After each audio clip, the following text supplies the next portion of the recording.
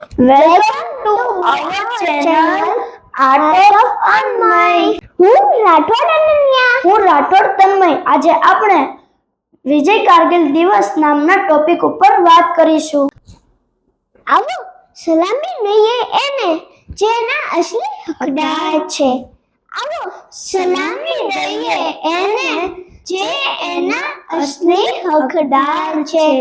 માટીના કંકણ બળતણની કરજદાર છે.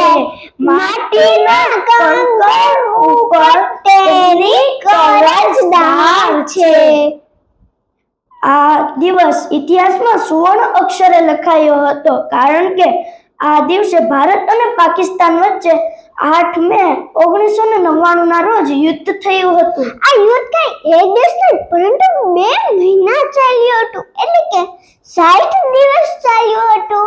આ યુદ્ધ જેવા તેવા હવામાનમાં નહીં પરંતુ -10 ડિગ્રીના હવામાનમાં થયું હતું, જ્યાં એક સામાન્ય માણસ શ્વાસ પણ ન લઈ શકે. જ્યાં તે તો સમુદ્ર સપાટીથી 18,000 ફીટ ઉપર થયું હતું. ત્યાં આ યુદ્ધની ભૂમિ હતી. આ યુદ્ધમાં 2 લાખ સૈનિકો જોડાયેલા હતા અને આપણા દેશની રક્ષા કરતા 527 સૈનિકો શહીદ થઈ ગયા. આ દિવસે પાકિસ્તાનીઓને હરાવવા માટે ભારતીય સેનાએ ઓપરેશન વિજય શરૂ કર્યું. આ યુદ્ધમાં 2 મહિના ચાલ્યું, એટલે કે 26 જુલાઈના રોજ ભારત સૈનિકોની જીત થઈ.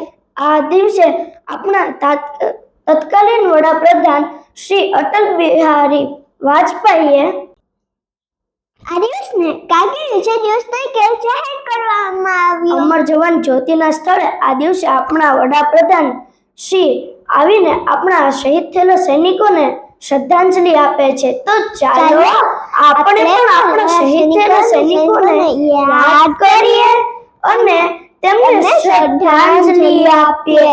જય હિન્દ.